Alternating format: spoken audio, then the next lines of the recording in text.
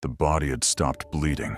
That was what silence meant in that place. Not peace, but the end of every sound that had ever given the world its meaning. Somber, he was descending, not the way men descend into sleep or into grief or into the slow forgetting that comes with age. He descended the way a stone drops through still water, with intention, with weight, with the certainty of something that cannot be stopped. The body they had wrapped in linen and sealed behind a stone was still. But he wasn't still. Death had received what it asked for, and now death was about to learn what it had actually taken. Ominous Sheol was old.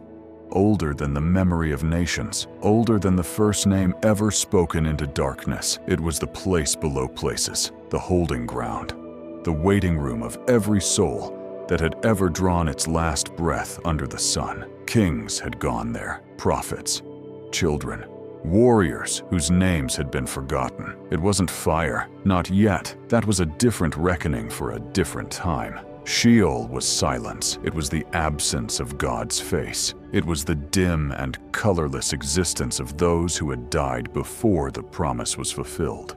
And it was there, in that silence, that something began to change. The change did not announce itself the way dawn announces itself. Gradually, with color bleeding into the horizon, it came the way a crack appears in ancient stone, without warning, without mercy, without the courtesy of preparation. One moment the darkness was complete. The next, something pressed against it from the outside. Not light exactly, something prior to light, something that light had been made from. He was descending.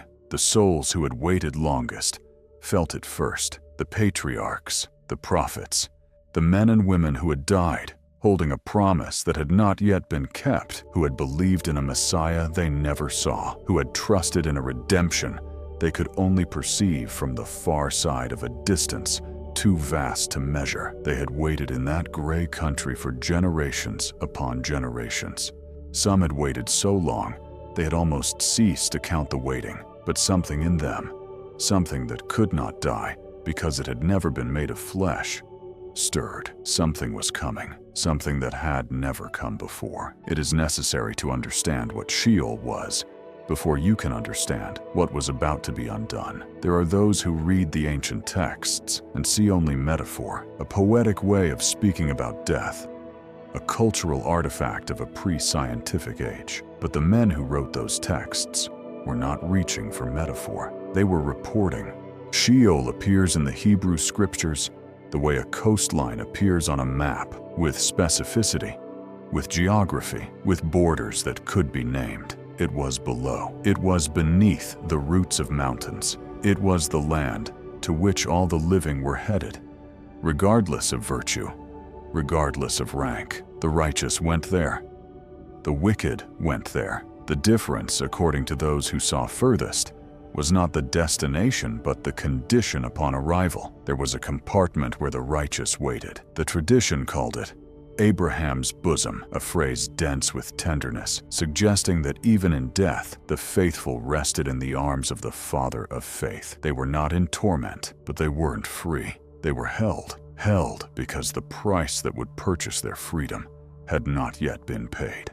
Every sin that every one of them had ever committed, every act of pride, every moment of faithlessness, every wound inflicted on another, all of it had been covered in their lifetime by sacrifices that pointed forward. Lambs, doves, the smoke of altars rising toward a heaven that received the gesture and credited the faith. But the sacrifice those gestures pointed to had not yet happened until 3 days ago. Now the accounting had changed.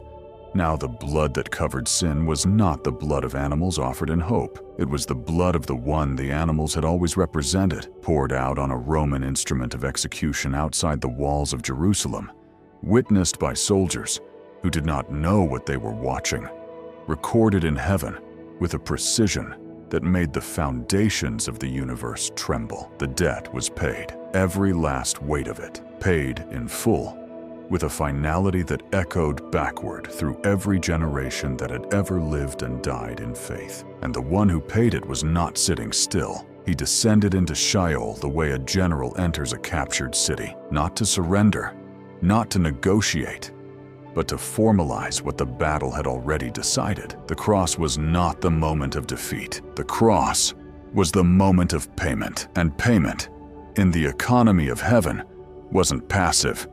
It was active. It was purposeful. It was the first movement of a liberation that would not be complete until every soul that had died in faith stood free. The realm of the dead had never received a visitor like this. Every soul that had ever entered Sheol had entered it the same way. Carried in, stripped of its body, deposited in that gray country by the current of mortality that runs through all flesh. They arrived as the defeated arrive. They came because they had no choice. Death summoned them, and they came because there was no force in the universe that could resist that summons. There was one now. He moved through the outer regions of that realm, and nothing in the darkness could name what it was feeling. The principalities that governed those spaces, the spiritual authorities that had operated in the shadow of death since the fall of the first man, felt something they hadn't felt since before time began. What they felt was not power exactly. They had been in the presence of power before, in the old wars before the world was made. What they felt was authority, and authority was different. Authority did not need to raise its voice. Authority simply was, and everything in its presence knew exactly what it was. He did not rush. There was no urgency in the descent because urgency belongs to those who might fail. And failure was no longer a category that applied to this moment. Every movement carried the weight of accomplished purpose. He was not searching. He knew exactly where everything was. He knew every soul in that place by name. He had known them before they were born. He had watched them live. He had received their prayers, the prayers offered in the tabernacle, in the temple, in the fields and the valleys, in exile by the rivers of Babylon, where they had wept and remembered Zion. He had heard every one of those prayers, and now he had come to answer them all at once. There was a presence in Sheol that was not like the others. The souls of the dead were passive things, waiting, remembering, existing in the diminished way that separated souls exist when the body that gave them their full expression is no longer present. They didn't threaten. They didn't resist. They simply were, in that incomplete and aching way, until whatever was coming would come. But this presence was not passive. It had been in that realm long enough to have made it something close to its own, not by right. Rights were not a currency it had ever truly possessed, but by occupation, by the long and patient strategy of one who understood that to control the destination of all the living was to control the living themselves. Death had been its greatest weapon, not because death was its creation. It had not created anything, ever, for creation requires a generosity of being it fundamentally lacked, but because death had been its most reliable ally since the day it had whispered into a garden and watched two people eat. If they ate, they would die. That had been the threat and the promise, and they had eaten, and they had died. And every child born from that moment forward had carried the sentence in their blood, a sentence that brought every one of them eventually to this place, to this realm, to the custody of the one who had set the trap in the first place. For millennia, it had worked without interruption. The enemy had watched the prophets come and go, had watched the sacrifices, the temples, the covenants, the promises, had listened to the words of men who spoke of a coming Redeemer, and had calculated with the cold precision of ancient intelligence that a Redeemer who was also human would be vulnerable to the same sentence that made all humans vulnerable. If it could provoke the Redeemer's death, it would gain the Redeemer. The trap that had caught Adam would catch the second Adam. The realm of the dead would receive the Son of God. And what prison could not hold what God himself had delivered into its custody? It was the greatest miscalculation in the history of spiritual warfare, because what the enemy had not understood, what it couldn't have understood, because understanding it would have required a humility it had surgically removed from itself long ago, was that death only retains what it has a right to retain. Death's authority over a soul is proportional to the debt that soul carries, and the one now descending through the layers of Sheol carried no debt, none, not a fragment. not a shadow. The blood on the cross was not the payment of his own obligation. He had no obligation. It was the payment of every obligation ever incurred by every soul that had ever trusted in the mercy of God. He had absorbed the sentence so completely that death had no legal claim on him whatsoever, and a prisoner who owes no debt cannot be held. He came to the place where the enemy waited. What followed was not a battle in any sense that human language was designed to describe. There were no weapons raised, no armies clashing, no dramatic exchange of power measured in fire and force. What happened was more absolute than battle. Battle implies two parties with a realistic claim to victory. What happened in that deepest chamber of the realm of the dead was a confrontation between one who held all authority and one who had been operating for millennia on borrowed time and stolen permission. The enemy looked at the one who stood before it and understood, for the first time, the full weight of what the cross had accomplished. The cross had not been a defeat. The cross had been a payment, and the payment had been accepted. And with the acceptance of the payment, every legal ground the enemy had ever stood on, every right it had ever claimed over the souls of the dead, over the destiny of the living, over the relationship between humanity and God, had been canceled. The written record of debt, the certificate of obligation that testified against humanity, had been taken and nailed to the cross and annulled permanently, retroactively, with an authority that made the foundations of Sheol itself shudder. The keys were surrendered, not negotiated, not wrestled away in some prolonged struggle. Surrendered because the one before whom the enemy stood had already won, and both of them knew it, and the pretense of resistance would have been an absurdity that even the father of lies could not sustain in that moment. He took them, the keys of death, the keys of Hades, the instruments of custody over every soul that had ever passed through the gates of mortality. He held them, and the weight of them was nothing to the one who had spoken galaxies into existence with the breath of a word, but their significance was everything. These keys meant that the realm of the dead was no longer governed by the one who had exploited it. They meant that the gate that had swung only one direction, inward, always inward, never releasing what it received, could now be opened from the inside. He would say it himself later to a man on an island in the Aegean who would fall at his feet as though dead. "Do not be afraid. I am the first and the last. I am the living one. I was dead, and now look, I am alive forever and ever, and I hold the keys of death and Hades." He held them now, in that place below places, in the silence that had just become something else entirely. And he turned toward the place where the righteous dead had waited. What the patriarchs felt first was sound, not the sound of the realm itself.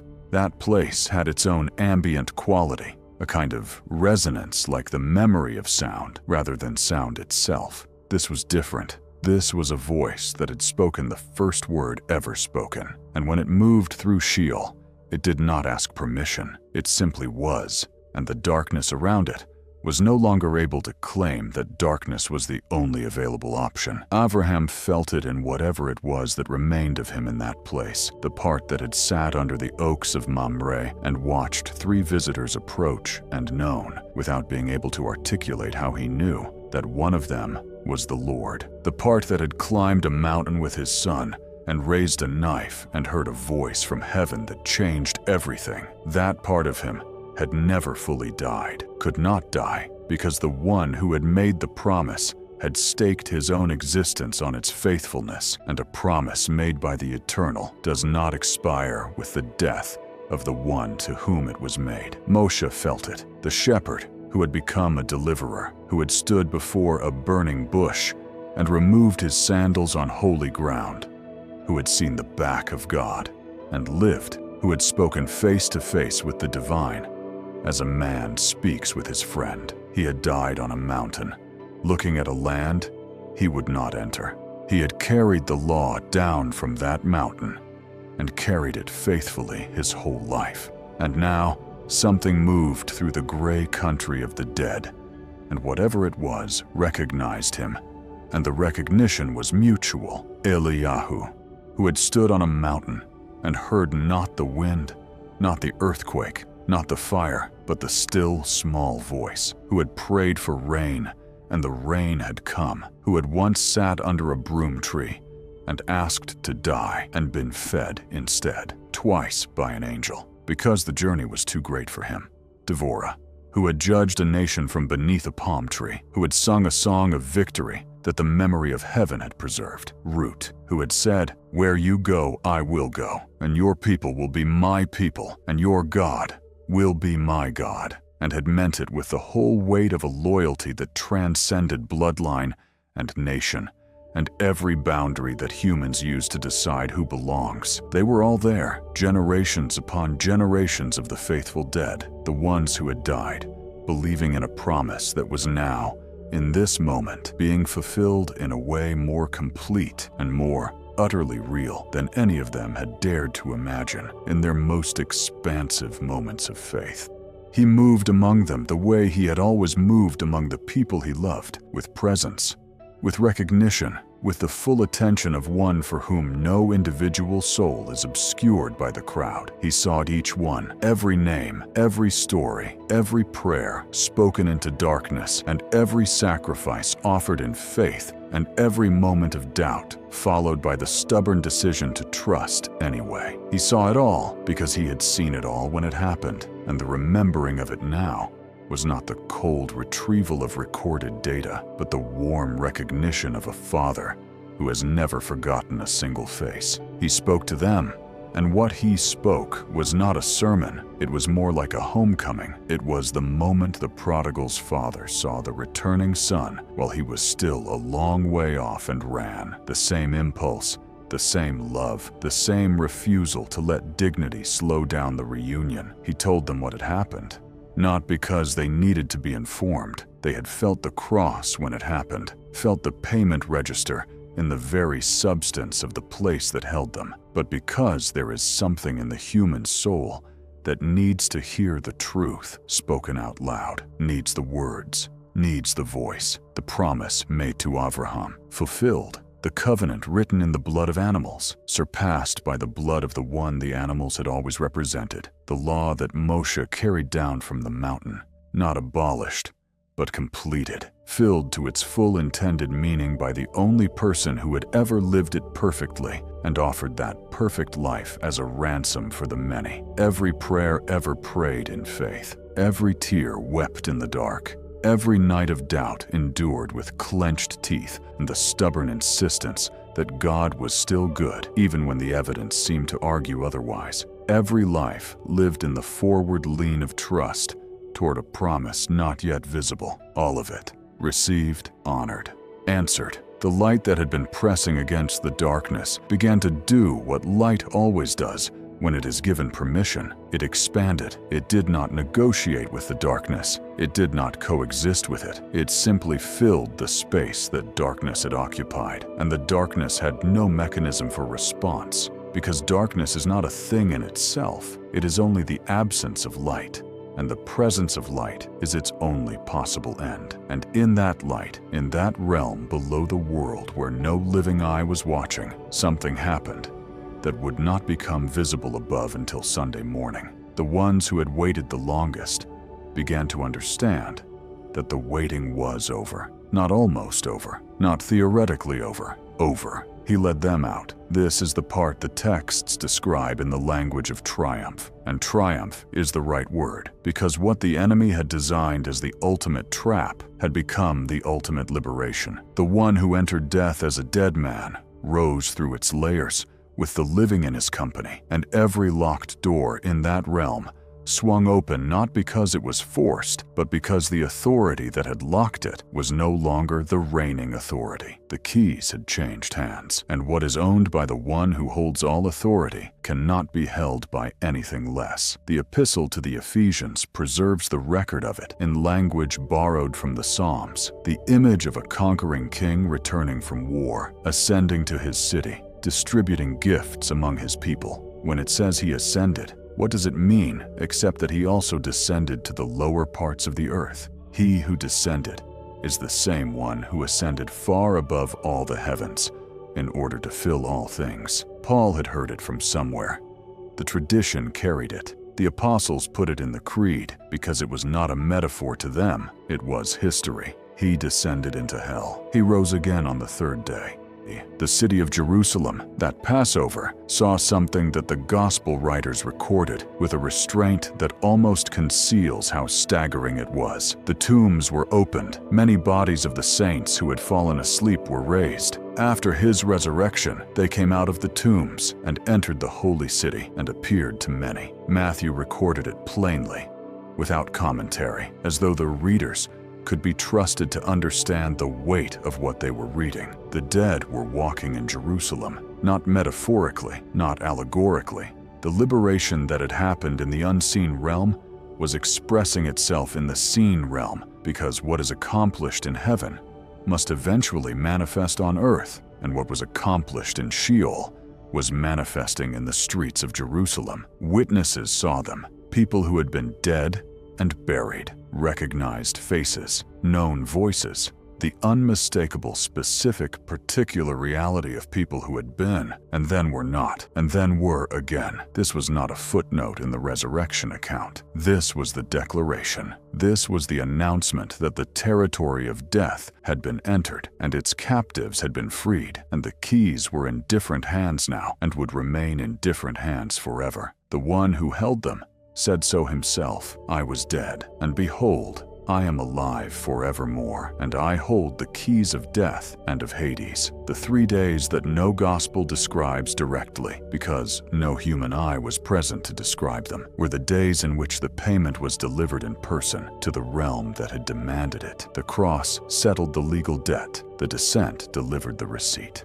And the resurrection was not only the personal vindication of the Son of God, it was the formal opening of the door that had been closed since the first man breathed his last. Every soul that had ever trusted in the mercy of the God of Israel, in the promise given to Abraham, in the coming of the one the prophets described, every one of them was represented in that liberation. The woman who wept at the river of Babylon and kept faith anyway. The old man who built an altar in the desert, believing someone was listening. The child who died young and had done nothing except exist in the trust that children carry before the world teaches them otherwise. All of them, everyone, he brought them out of the lower country into the light of a redemption that had always been coming and had now arrived. And the arrival was not gentle or quiet or understated. It shook the earth. It opened tombs. It unraveled the mathematics of death that had governed human existence since the beginning. It announced in every language that matter and spirit and time and eternity were capable of speaking that the rules had changed. Death had been swallowed up in victory. And so, the stone that sealed the tomb on Friday was not a sign of defeat. It was a closed door behind which the most important 3 days in the history of the universe were quietly unfolding. The disciples who wept did not know what the weeping was surrounding. The soldiers who guarded a sealed tomb did not know they were standing watch over the temporary resting place of the one who had just returned from liberating the dead. The world went on. Markets opened. Children were fed. The sun moved across the sky as it always had. And underneath all of it, in a realm the world had always known was there, but never truly understood, the chains were coming off Ainuam. He descended, not as a victim, as a king.